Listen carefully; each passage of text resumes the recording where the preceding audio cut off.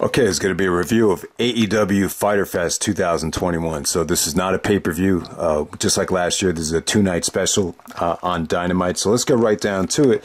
I'm just going to quickly just tell you what I thought was really worth checking out here. I thought John Moxley and Karl Anderson, that opener from night one for the IWGP United States Championship, definitely had like a New Japan type of feel to it. I think Anderson, has potential to have great singles matches. We've seen it before with Roderick Strong and Tanahashi in the past. So I definitely prefer Anderson more as a singles than tagging up with Gallows. But yeah, I thought him and Moxley, it had a New Japan type of flavor to it. It had energy. Moxley brought his A game, and it was short. It was sweet. It was just a good way to start off this Fyter Fest right there. So if you could check out Moxley and Anderson, that definitely gets a thumbs up. Also, you got Christian Cage taking on Matt Hardy.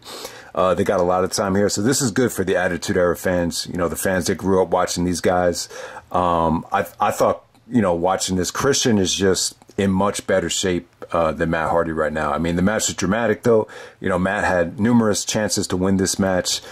Christian was kicking out of everything, but ultimately, Christian just looks in. He's just a step above Matt Hardy in terms of conditioning, and just, he just looks a lot more healthy. It's as simple as that. But I thought Christian and Matt, this is just a good nostalgia match right here.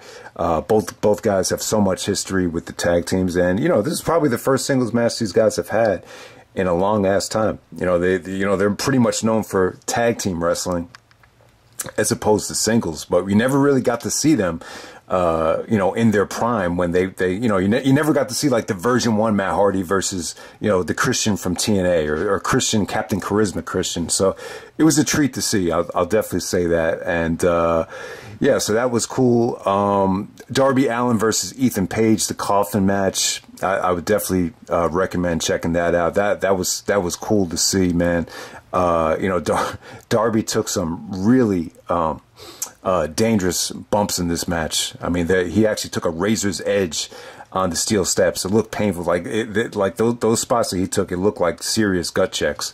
There was also like a turnbuckle spot where they used a hook from the turnbuckle and was choking him out. Then he started fish hooking Ethan Page. So yeah, this got pretty nasty. And then after the match was over, probably the most memorable thing in the match was the coffin drop while Ethan Page was in the coffin. Darby does the coffin drop in the coffin. So I thought that was really cool. That's going to be like on the highlight reel for AEW for 2021. So, and then on night 2, Jericho taking on Shawn Spears, the chairs match. This is the first match in this whole, Jericho trying to get through the whole inner circle to get to MJF. So, yeah, I thought him and Shawn Spears had a good match right here. I thought it got off to a slow start. You had MJF clowning on Jericho's physique, before the match even started. But, Jericho still has it, man. Like, he still carried Shawn Spears to a good match right here. It was physical, it was violent, had good transitions to the walls of Jericho. And, yeah, good ending with Jericho hitting the Judas effect. And yeah, I just thought this was just a lot better than I was expecting. So, yeah, once again, Jericho proves everybody wrong. You want to see Jericho with his old physique, just like Jay-Z. Jay-Z said, buy my old albums. Well, if you want to see Jericho in better shape, watch his old matches. So that's what I was kind of thinking about while this match happened. Also, you got Dr. Britt Baker, taking on Nyla Rose.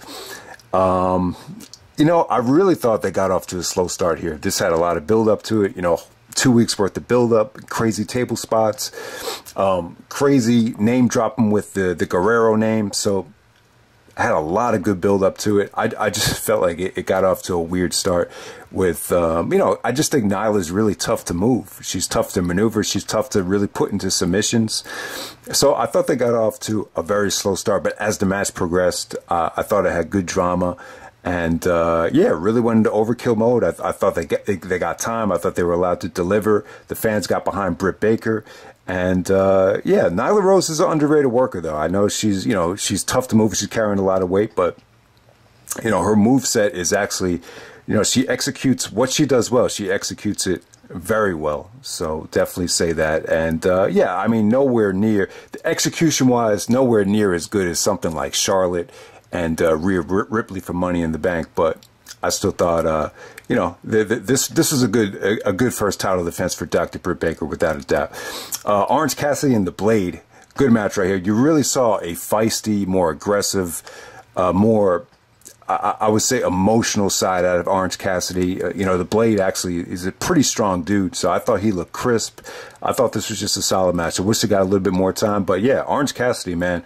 I didn't even realize this until I did that King of Trios review, that, you know, he's actually from the Colony, and you could, the more and more you watch it from, the more and more you see, you know, that moveset, just the way he pops up with the DDT, you know, the anthill, all that stuff. Orange Cassidy, I could definitely see it now.